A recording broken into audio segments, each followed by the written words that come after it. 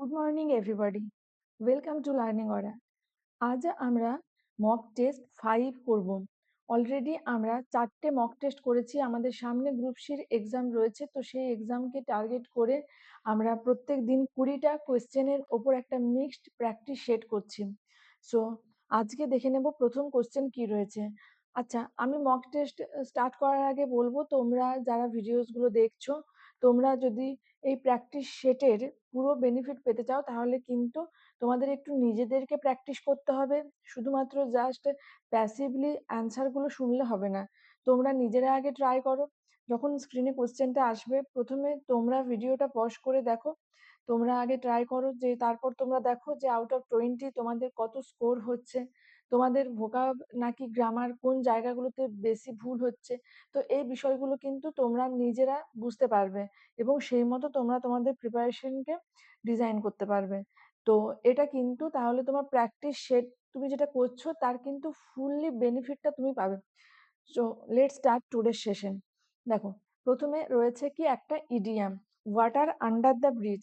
Water under the bridge, এই ইডিয়ামটার মানে কি, যে যেটা হয়ে গেছে, যেটাকে আর চেঞ্জ করা যাবে না, সেটা নিয়ে ভেবে লাভ নেই। ঠিক আছে, অর্থাৎ অতীতের কোনো কাজ আর কি, যেটা আর গুরুত্ব নেই বা যেটা চেঞ্জ করার আর কোনো সম্ভাবনাও নেই, তাহলে anything the past that is no longer important, anything from the past that is no longer important. ঠিক আছে, something that happened in the past, মানে অতীতের ঘটা কিছু ঘটনা, তো সেটাকে আমরা কি বলি, যে water under the bridge.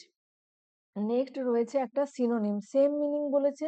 The same meaning মানে কিন্তু এক্সামে আমরা মনে রাখবো সিনোনিমও লেখা থাকতে পারে বা কিন্তু সেম মিনিংও লেখা থাকতে পারে। তাহলে ডমিসাইল মানে কি, ডমিসাইল মানে হচ্ছে পার্মানেন্ট হোম, বা একদম সহজে বাংলায় যদি মনে রাখি, ডমিসাইল মানে হচ্ছে বাসস্থান। ঠিক আছে, place, place of residence, place of residence, বা এই যে ডুয়েলিং প্লেস, এই যে ডুয়েলিং প্লেস, এই ডুয়েলিং ওয়ার্ডটা, এটা দিয়ে কিন্তু একবার আহ, কোনো একটা এক্সামে কোশ্চেন এসেছিল। ঠিক আছে, মানে আমি এটা বললাম এই কারণেই, কারণ দেখো আমাদের রাজ্যে যে ধরনের পরীক্ষাগুলো হয়েছে মানে প্রিভিয়াস ইয়ারে, তো সে আমাদের স্টেটে যে যে ওয়ার্ডগুলোর থেকে কোশ্চেন এসেছে, সেই কোশ্চেনগুলো কিন্তু আমাদের স্টেটে যে গ্রুপ সি এক্সাম, এটা স্টেট এক্সাম, তো এক্ষেত্রে গুরুত্বপূর্ণ। ওই বলে দিচ্ছি, তোমার 2022 এর এক্সকিউজ মি, 2022 এর তোমার প্রাইমারিতেও যে ইংলিশের একটা পার্ট থাকে, তো 2022 এর ওই প্রাইমারি টেট এক্সামে এই ডুয়েলিং, এটার সিনোনিম বা মানে প্যাসেজ থেকে ডুয়েলিং ওয়ার্ডটার সেম মিনিং তুলতে বলা হয়েছিল, এইরকম কোশ্চেনটা এসেছিল। আচ্ছা, তাহলে ডমিসাইলের এখানে কোনটা কারেক্ট অ্যান্সার হবে, এখানে বুঝতেই পারছি হোম হবে। ওয়াইল্ড মানে হচ্ছে বন্য, আর ডিক্টেটর মানে যে ডিক্টেট করে বা অন্যকে কি বলবো, অন্যকে উপদেশ দেয়। আর এন এভিক্ট, এভিক্ট করা মানে হচ্ছে উচ্ছেদ করা। ঠিক আছে, বা উৎখাত করা। আচ্ছা, নেক্সট কি রয়েছে দেখো, incorrectly spelled word. Incorrectly spelled word অর্থাৎ চারটির মধ্যে কোন বানানটা ভুল আছে। দেখো, রোস্ট মানে হচ্ছে হাই হিটে, যেটাকে আমরা বাংলায় বলি একদম হাই হিটে অনেকক্ষণ ধরে ভাজা, সেটাকে রোস্ট বলা হয়। ঘোস্ট মানে ভূত। আচ্ছা, এটা এটা তো ঠিক আছে। মাল্ট হচ্ছে এক রকমের শস্য দানা, যেটাকে জলে ভিজিয়ে রাখা হয়, তারপর তার আর কি অঙ্কুরোদ্গম হয়, তো সেটাকে মাল্ট বলা হয়। আচ্ছা, হলিস্টিক, HOLISTIC, এখানে কিন্তু স্পেলিংটা রং রয়েছে, HOLISTIC, হলিস্টিক। ঠিক আছে, তাহলে হলিস্টিক স্পেলিংটা ভুল ছিল, অর্থাৎ এটাই কিন্তু এখানে রাইট অ্যান্সার। হলিস্টিক মানে কি, হলিস্টিক মানে হচ্ছে সর্বাঙ্গীন বা সামগ্রিক, সেটাকে কি বলা হয়, সেটাকে বলা হয় holistic. Next, a place for storing guns and military equipments. দেখো, এ প্লেস ফর স্টোরিং গান অ্যান্ড মিলিটারি ইকুইপমেন্ট, এটা কি হবে, এটার ওয়ান ওয়ার্ড সাবস্টিটিউশন, যেখানে অস্ত্র, মানে অস্ত্র সমস্ত, মানে যেগুলো যুদ্ধের জন্য প্রয়োজনীয় অস্ত্র, সেগুলোকে রাখা হয়। বাংলায় যদি বলি অস্ত্রাগার। ঠিক আছে, এখানে কোনটা হবে, এখানে হবে আর্সেনাল। ঠিক, অপশন বি হবে এখানে রাইট অ্যান্সার। আর্সেনাল মানে হচ্ছে অস্ত্রাগার। এবার চলো বাকি অপশনস গুলো দেখবো। আর্কাইভ, আর্কাইভ মানে হচ্ছে যেখানে সরকারি মানে গভর্নমেন্টের সমস্ত ডেটা, বিভিন্ন রেকর্ডস, অফিসিয়াল কাগজপত্রকে স্টোর করে বা সংরক্ষণ করে রাখা হয়, that is archive. Aviary. Aviary মানে কি? অ্যাভিয়ারি মানে যেখানে হচ্ছে যে পাখিদের রাখা হয়, ঠিক আছে? আর অ্যাপিয়ারি মানে হচ্ছে যেখানে হানি বিসদের রাখা হয় বা সংরক্ষণ করা হয়, সেটা হচ্ছে অ্যাপিয়ারি। এবার দেখো অ্যাভিয়ারি মানে যেখানে বার্ডদের রাখা হয়, ঠিক আছে? এবার যারা পক্ষী বিশারদ, বার্ডস নিয়ে যারা পড়াশুনো করেছেন বা গবেষণা করছেন বা করেছেন তাদের কি বলা হয় বলো তো? তাদের বলা হয় অর্নিথোলজি। ওকে, তাদের বলা হয় অর্নিথোলজি। আর এখানে আরো একটা ওয়ার্ড আমরা পেয়েছি, দেখো ইকুইপমেন্ট। ঠিক আছে, ইকুইপমেন্ট ওয়ার্ডটা আমরা মনে রাখবো, এটা কিন্তু একটা আনকাউন্টেবল নাউন। ঠিক আছে, এটা একটা আনকাউন্টেবল নাউন, যেখানে আমরা কখনোই কোনো এস বা ইয়েস ব্যবহার করি না। ঠিক আছে, এরকমই আরো একটা খুব গুরুত্বপূর্ণ আনকাউন্টেবল নাউন, যেটা হচ্ছে furniture, information.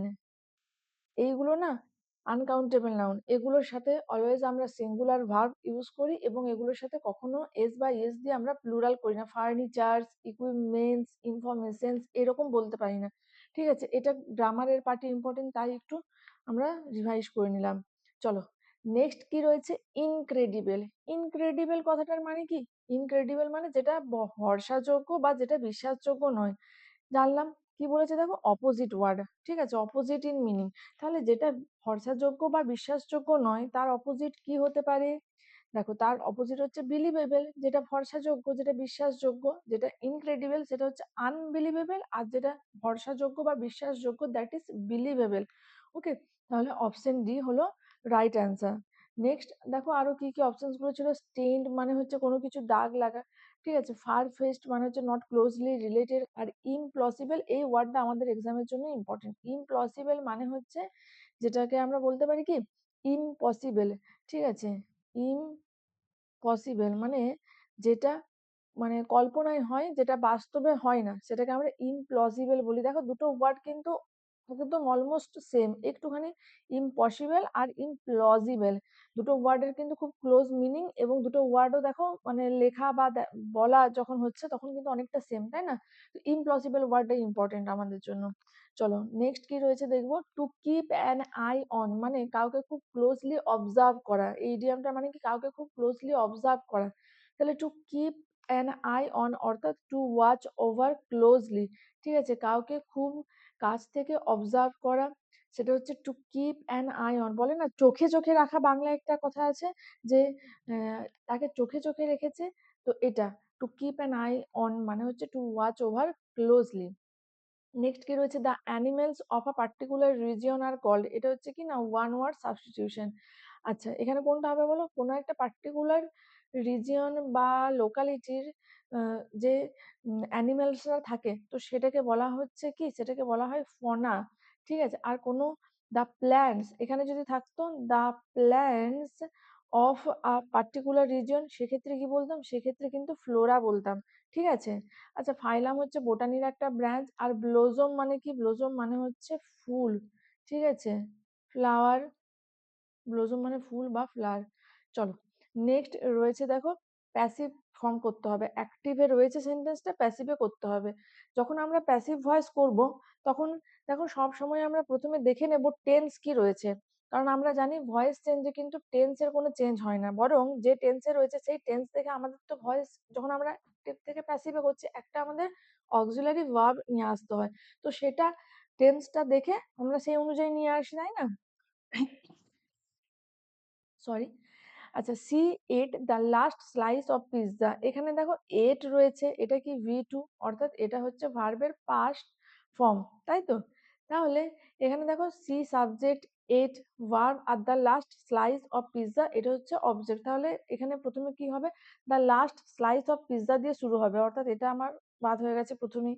The last slice of pizza, এবারে এটা দেখো সিঙ্গুলার, তাই তো? The last slice of pizza এটা কি? এটা একটা সিঙ্গুলার সাবজেক্ট হয়ে যাচ্ছে, অবজেক্টটা সাবজেক্ট হয়ে যাচ্ছে তো ভয়েস চেঞ্জের সময়। তাহলে এটা কি না সিঙ্গুলার? তাহলে সিঙ্গুলার মানে কি? এর সাথে কি দিতে হবে? Singular auxiliary verb.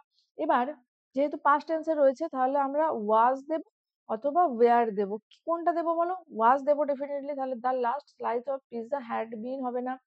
আচ্ছা, ওয়াজ দেবো বলেছি, ওয়াজ। তারপর কি দিই বলতো? V3 দিই। মেন ভার্ব আমার কি ছিল? ইট। ইটের এট এখানে আমরা পেয়েছিলাম। তাহলে মেন ভার্ব যেহেতু ইট, তারপর আমরা কি জানি যে মেন ভার্বের V3 কে ব্যবহার করতে হয়। তাহলে আমরা জানি ইট, এট আর ইটেন। তো তাহলে এখানে আমরা কি বলবো, the last slice of pizza was eaten by her, তাই না? তাহলে অপশন সি হয়ে গেল রাইট অ্যান্সার। এখানে দেখো ওয়াজ, বিং, টিং এসব তো আসবে না। বিং কখন আসে? যখন কন্টিনিউয়াস টেন্সে থাকে, তাই না? ওই জন্যই আমি প্রথমেই বললাম। তারপর হ্যাড বিন কখন থাকবে? হ্যাড বিন কখন আসবে? যখন পাস্ট পারফেক্ট টেন্সে থাকবে। ওই জন্যই আমি প্রথমেই বললাম আমরা প্রথমে টেন্সটা কি রয়েছে দেখে নেব। সিম্পল পাস্ট টেন্সে ছিল, তাহলে সিম্পল পাস্ট টেন্সের স্ট্রাকচার কি? ওয়াজ ওয়ার তার সাথে V3। তাহলে এই আমরা প্রথমে টেন্সটা দেখে নিলে কিন্তু দেখো অনেক অপশন আমরা প্রথমে এলিমিনেট করে দিতে পারছি, সেখান থেকে আমরা কারেক্ট অ্যান্সারটা করাটা খুব ইজি। নেক্সট দেখো ইমপ্রুভ দ্য আন্ডারলাইন পার্ট। আচ্ছা, এখানে এটা আন্ডারলাইন হবে স্টাডিড এ ডায়াগ্রাম, এই পার্টটা আন্ডারলাইন। ওকে, এই যে স্টাডিড এ ডায়াগ্রামস, দেখো কি রয়েছে, the students studied a diagrams of a plant sell. Students এটা কিসে রয়েছে? প্লুরালে রয়েছে। স্টাডিড V2 রয়েছে, ঠিক আছে এই পর্যন্ত। এ ডায়াগ্রাম, এ বলেছে, তারপর আবার ডায়াগ্রামস। আমরা কি জানি সিঙ্গুলার নাউন হলে তার সাথে কোনো এস বা ইএস যোগ করি না। আর এ মানে কি? একটি, একটি মানে কি সিঙ্গুলার তো, তাই না? তাহলে এ ডায়াগ্রামস হবে না, কি হবে? এ ডায়াগ্রাম হবে। তাহলে স্টাডির এ ডায়াগ্রাম, অপশন এ হবে আমাদের রাইট অ্যান্সার। এবার দেখো এখানে আরো একটা অপশন রয়েছে কি, যে স্টাডিং এ ডায়াগ্রাম। আমরা সাবজেক্টের সাথে ডাইরেক্ট কখনো V4 ব্যবহার করতে পারি না। সাবজেক্টের সাথে আমরা অ্যাম, ইজ, আর মানে কোনো একটা হেল্পিং ভার্ব তার সাথে বি ফোর ব্যবহার করি। কিন্তু ডাইরেক্ট সাবজেক্টের পরে যেরকম আমরা পাস্ট টেন্স হলে V2, অর্থাৎ আই এট, ইউ এট এরকম বলছি, কিন্তু আমরা সাবজেক্টের সাথে তো ডাইরেক্ট V4 ব্যবহার করি না। তাহলে এই অপশনটাও বাদ চলে যাচ্ছে। এবার স্টাডি এ ডায়াগ্রাম, এ একটি, তার সাথে ডায়াগ্রামস কখনো হতে পারে না, তাহলে এটাও বাদ। ইমপ্রুভমেন্ট তো হবে, তাহলে অপশন এ হলো রাইট অ্যান্সার।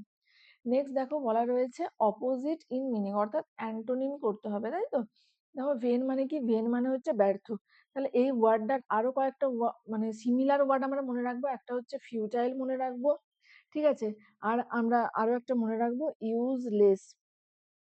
ফিউটাইল বা ইউজলেস, ঠিক আছে? ফিউটাইল, ইউজলেস, ফ্রুটলেসও হয়। এবার অপোজিট ওয়ার্ড বলেছে, তাহলে ভেন মানে হচ্ছে ফিউটাইল বা ব্যর্থ বা যেটার কোনো গুরুত্ব নেই। তার মানে কি? প্রোডাক্টিভ। প্রোডাক্টিভ মানে হচ্ছে যেটা ফ্রুটফুল, ঠিক আছে? যেটার গুরুত্ব রয়েছে, যেটার ইম্পর্টেন্স রয়েছে, সেটাকে আমরা কি বলি? সেটাকে আমরা বলি প্রোডাক্টিভ। ওকে, তাহলে এখানে অপশন এ দেখতে পেলাম রাইট অ্যান্সার। হারমোনি মানে কি? একটা সহাবস্থান বলি না, যে এটার মধ্যে খুব হারমোনি রয়েছে, মানে একটা সৌন্দর্য রয়েছে, একটা ব্যালেন্স রয়েছে। আনপ্রেডিক্টেবল মানে যেটা আগের থেকে মানে অনুধাবন করা যায় না। আর ক্যালকুলেবল মানে হচ্ছে যেটাকে ক্যালকুলেশন করা যায়, যে জিনিসগুলোকে, সেগুলোকে ক্যালকুলেবল বলি। আচ্ছা নেক্সট দেখো, উই ওপেন্ড, এটা হচ্ছে underline part. We opened on a new travel venture. তো এটাকে ইমপ্রুভ করতে হবে, এটা ছিল সেন্টেন্স ইমপ্রুভমেন্ট, ঠিক আছে?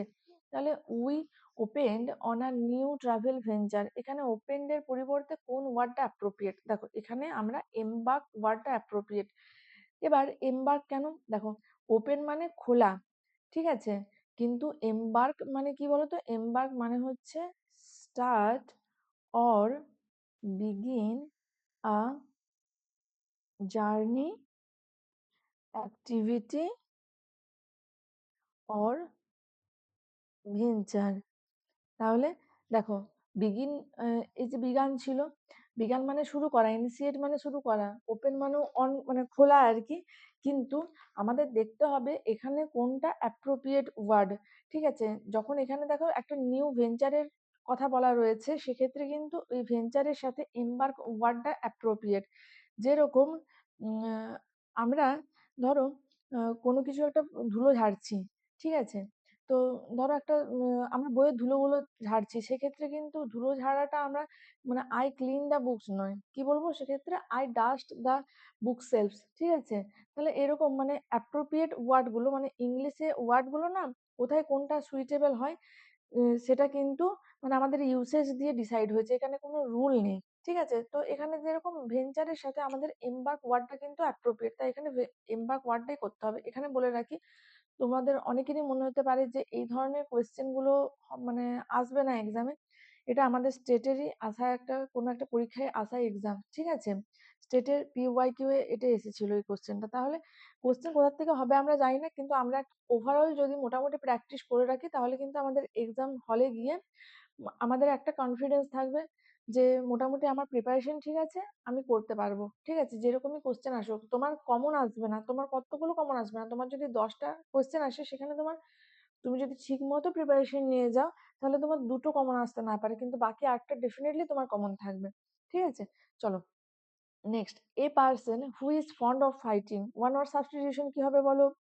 এ person who is fond of fighting that is bellicose, ঠিক আছে? এখানে বেলিকোস রয়েছে, যদি থাকতো বেলিজারেন্ট সেটাও কিন্তু হতো, ঠিক আছে? এখানে আরো কয়েকটা সিনোনিম আমরা জেনে নেব। একটা হচ্ছে পাগনেসিয়াস, পাগনেসিয়াস, ওকে? আচ্ছা, এখানে দেখো সোজা, সবচেয়ে সোজা যে মানেটা সেটা হচ্ছে কোয়ালসাম, কোয়ালসাম মানে যারা বেশি ঝগড়া লড়াই পছন্দ করে, ঠিক আছে? আচ্ছা, সিনেকিওর মানে কি? সিনেকিওর মানে হচ্ছে যে এমন একটা পোস্ট যেখানে খুব লিটিল লিটিল ওয়ার্ক বাট একটা গুড স্যালারি, ঠিক আছে? সেটাকে বলা হচ্ছে সিনেকিওর। আর পেডান্ট মানে হচ্ছে যে যারা খুব মানে নলেজ শো অফ করে তাদের আমরা পেডান্ট বলি। আর ডেজার্টার মানে হচ্ছে পলাতক, ঠিক আছে? যারা এসকেপ করে পালিয়ে যায় তাদের ডেজার্টার বলা হয়। চলো নেক্সট রয়েছে এ হার্ড নাট টু ক্র্যাক, এই ইডিয়ামটার মানে কি হবে? হার্ড নাট টু ক্র্যাক, দেখো এই ইডিয়ামটার মানে কিন্তু দেখেই বোঝা যাচ্ছে, হার্ড নাট টু ক্র্যাক অর্থাৎ যে বাদামটাকে মানে ভাঙা কঠিন, তার মানে কি ভীষণ ডিফিকাল্ট কিছু, তাই না? তাহলে is difficult to solve, the problem that is difficult to solve that is hard nut to crack, option C হবে এখানে রাইট অ্যান্সার। নেক্সট কি রয়েছে, if conventional arrangements and patterns are made more scarcer other arrangements and patterns will spring up. এখানে error কোন পার্টে আছে একটু ভালো করে পড়ো তো, সেন্টেন্সটা মনে হচ্ছে অনেকটা বড় কিন্তু এররটা আছে ভীষণ ইজি একটা জায়গাতে। দেখো, if the conventional arrangements and patterns are made more scarer, আর দিয়ে কম্পারেটিভ করা হয়েছে তার সাথে আবার মোর কেন, তাই না? তাহলে আমরা মোরটাকে ডিলিট করে দেব। এখানে আমরা একটা জিনিস মনে রাখবো, কখনোই আমরা ডাবল কম্পারেটিভ ডিগ্রি ইউজ করি না, ডাবল কম্পারেটিভ, ঠিক আছে? ডাবল সুপারলেটিভ এগুলো কিন্তু আমরা ব্যবহার করি না, ঠিক আছে? তাহলে এখানে দেখো মোর স্কেয়ার্স আর মানে মোর বিউটিফুল আমরা বলতে পারি, কিন্তু আমরা মোর নাইসার বলতে পারবো কি? মোর নাইসার বলতে পারবো না, বা এটা ভুল। বা যদি আমরা বলি মোর বেটার, এটা ঠিক কি না? মোর বেটার ভুল, কারণ বেটারটা কি কম্পারেটিভ ডিগ্রি, আবার তার সাথে মোরটাও কম্পারেটিভ ডিগ্রি, তাহলে দুটো কম্পারেটিভ ডিগ্রি আমরা পাশাপাশি বসাতে পারি না, হয় দিয়ে আমরা কম্পারেটিভ ডিগ্রি করব, আদারওয়াইজ মোর ইউজ করে আমরা কম্পারেটিভ ডিগ্রি করব, ঠিক আছে? এবার যেগুলো মানে মোর দেন 2 সিলেবেল সেক্ষেত্রে যেমন বিউটিফুল, এখানে 3টে সিলেবেল, তো বিউটিফুল আর কখনো আমরা বলি না, আমরা কি বলি? More beautiful. এবার যেখানে সিঙ্গেল সিলেবেল ওয়াইজ, আমরা কি বলি? ওয়াইজার, সেখানে আমরা কিন্তু মোর ইউজ করি না। তাহলে আমরা মনে রাখবো যেখানে সিঙ্গেল সিলেবেল ওয়ার্ড সেখানে আমরা আর দিয়ে তাকে কম্পারেটিভ ডিগ্রি করব, সেক্ষেত্রে আমরা কোনো কিন্তু মোর ব্যবহার করব না। সুতরাং মোর ব্যবহার করলে কি হচ্ছে, একবার মোর দিয়ে কম্পারেটিভ করছি আবার দিয়েও কম্পারেটিভ করছি, তাহলে কি হয়ে গেল? ডবল কম্পারেটিভ হয়ে গেল। আর আমরা জানি double comparative always should be avoided. Next রয়েছে দেখো অপোজিট মিনিং, অর্থাৎ অ্যান্টো রয়েছে একটা ফোর্থ রাইট, ফোর্থ রাইট মানে হচ্ছে ডাইরেক্ট বা ফ্র্যাঙ্ক, ঠিক আছে?